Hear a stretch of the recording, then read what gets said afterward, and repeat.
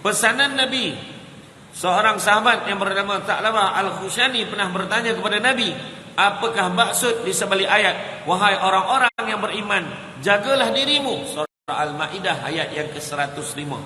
Maka Nabi menjawab dengan hadis yang panjang sebagai tafsiran kepada ayat ini, teruskanlah olehmu untuk selalu menyeru kepada yang ma'ruf dan mencegah kemungkaran, sehinggalah kamu akan melihat sifat kedekut yang ditaati, hawa nafsu yang diikuti, dan kehidupan dunia yang diutamakan.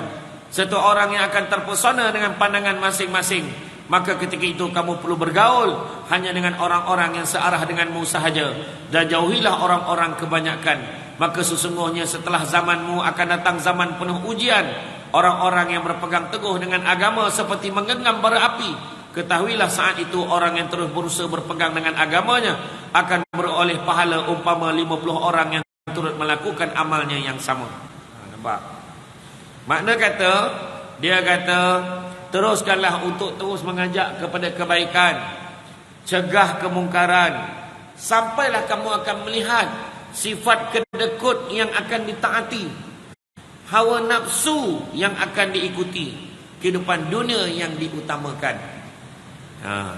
Orang akan terpesona dengan pandangan masing-masing, dia tak peduli. Kita tahu dah kedekut itu tak baik, tapi itu jugalah yang kita ajar dekat orang lain, dan orang ikut. Kan? Kadang-kadang masjid jangan bagi sangat duit, kau jangan bagi banyak dah duit masjid tu. Contoh, dia pula ajar cuma nak bagi kat masjid sampai kau tak ada apa-apa hal pula, tak payah. Dia ajar, dan dia pun ikut.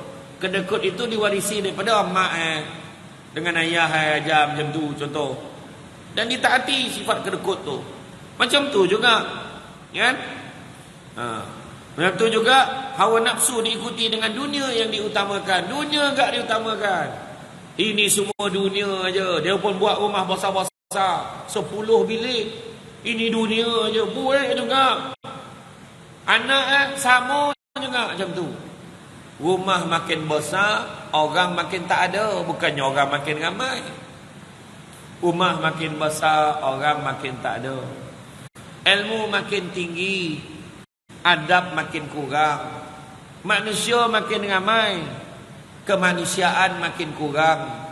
Melancong satu dunia, jiran sebelah rumah pun tak kena.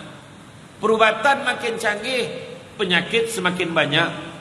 Rakan di media sosial bertambah ramai, teman sejati makin tak ada. Apa lagi? Jap, ada lagi tu? Jap. Sanap dah lupa pula dah. Kan? Belajar semakin mudah. Belajar makin mudah, guru semakin tidak dihargai. Nampak tak? Ya Allah, dia tengok ke YouTube. Kan? Dia tengok ke YouTube. Ya Allah, bilakah dapat agaknya aku bertemu dengan murabbi ini? Dia kata, ingin sekali bertemu dengan guru ini. Dia kata, oh, bilakah masa aku menonggok kat rumah memang takkan jumpa. Kan? Sambil baring tengok YouTube tu, datanglah masjid. Kan? Contoh macam hari ni, ramai yang kali pertama tengok Samsul debat. Tak sangka lah, simple je dia. Macam tu lah. Macam tu lah ayat dia, kan?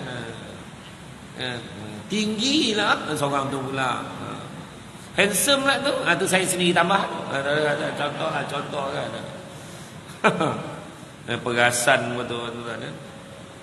Saya pergi Sarawak itu tak sangka betul. Orang tegur saya, nak ambil gambar boleh? Non-Muslim tu free hair. Nak ambil gambar boleh? Boleh. Tak salah orang ke? Tak salah. Adi Putra kan? Terperanjat macam tu. Saya cakap tang mana pula. Saya nak botolkan tak sampai hati. Saya tak adalah terbawa-bawa dah, tapi bila masuk bilik air tu cek jugalah tang mana sama orang macam tu kan. Jadi hadis ini lengkap menceritakan perihal gejala zaman fitnah, bermula dengan dakwah sebagai benteng umat Islam. Jika tidak dilangsungkan dengan kadar yang cukup, maka akan berleluasalah penyakit-penyakit jiwa yang merosakkan agama. Itu sebab kerja dakwah kena terus buat. Siapa yang penceramah tu buat hari-hari, buat program. Buat. Tak kira tu, buatlah program. Kan? Macam Samsul Debat pun sendiri, mana yang dia boleh camah, dia camah. Dia bukan kira pun. Orang bayar RM1,000 pun dia datang. Bayar RM10,000 pun dia ambil. Dia tak kira. Okey je. Kan? RM50 pun dia datang. Tapi itulah sekali. Tak datang dah lepas tu kan. Adalah gurau. Ya. Kan? Jauh-jauh. Pagi juga. Sungai Buloh. Hari tu saya ceramah mana. Malam tu kat Kuala Ketil. Kedah, Baling. Habis tu esok pagi tu Kuantan. Ya Allah, saya kata. Sampai-sampai kat Kuantan subuh dah, azan subuh. Ponek betul. Ni datang kat Tompek sungai tak boleh mandi ni. Sungai Buloh. Dia 3 sungai yang tak boleh mandi kat Malaysia ni. Pertama Sungai Buloh tak boleh mandi. Miang. Yang kedua Sungai Besi, Melantun. 3 Sungai Lombing, nak mampu cuma apa? Jadi tu 3 sungai yang tak boleh mandi. Tu arwah abah saya tanya. Arwah abah saya tanya saya tu. 3 sungai yang tak boleh mandi. Apa dia? Sungai Buloh, Sungai Lombing, Sungai Besi dia tu. Sungai Besi nak pula abah? Melantun balik Besi. Bukan air dalam tu. Abah saya dulu lah. Aduh, yo kan. Kemudian dalam keadaan yang seberosak itu, Nabi menyuruh agar pandai memilih lingkungan yang baik, bercampur dengan orang-orang yang baik, datang kuliah ilmu orang yang baik. Saya ingat arwah Tuan Guru Datuk Haji Ismail Kamus. Datuk Ismail Kamus, kalau ingatlah masa tahun yang dia dah sakit tu, kemudian orang fitnah kata dia dah meninggal, tapi belum lagi. Saya pergi ke IJN. Saya nak jumpa dia. Dia minta izin lah kat bawah tu. Samsul Debat nak jumpa boleh. Dia bagi saya jumpalah dia. Masa tu bulan Ramadan, saya ingat lagi. Saya dalam perjalanan nak pergi kuliah saya di Batu Cave. Saya singgah. Saya jumpa berbual dengan dia. Macam mana Datuk sihat. Macam tu tanya macam ni lah. Dia masa tu dia memang lemah lah. Tapi dia berbual. Yang bagi tahu saya Ustaz Firdaus, anak dia bagi tahu boleh jumpa dia. Masa tu Ustaz Firdaus kat Mekah. Dia pergilah jumpa. Lama juga saya berbual dengan dia. Dekat 1 jam lah berbual dengan dia. Kemudian sebelum saya balik, saya tanya dia, ada tak apa-apa nasihat dia boleh bagi? Nasihat dia dekat saya 2 perkara. Wallahi saya cakap. Saya takkan lupa lah dia pesan kat saya. Dia kata pertama, pesan pada kawan-kawan semua, pesan semua dia kata. Pertama, diri sendiri dan semua. Sabar banyak-banyak.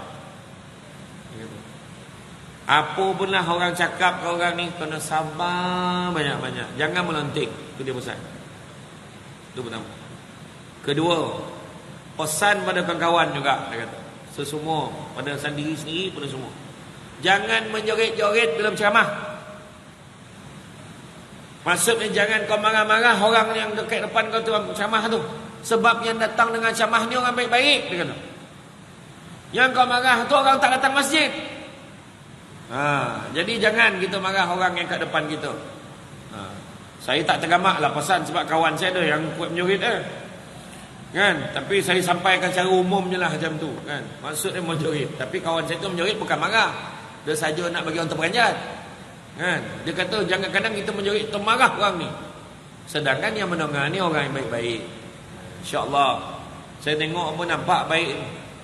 Bercahaya bumbung tu. Kan nampak kan. Kan kau jap lagi sonyo gelap lah. Macam mana kan. Betul lah. Ya.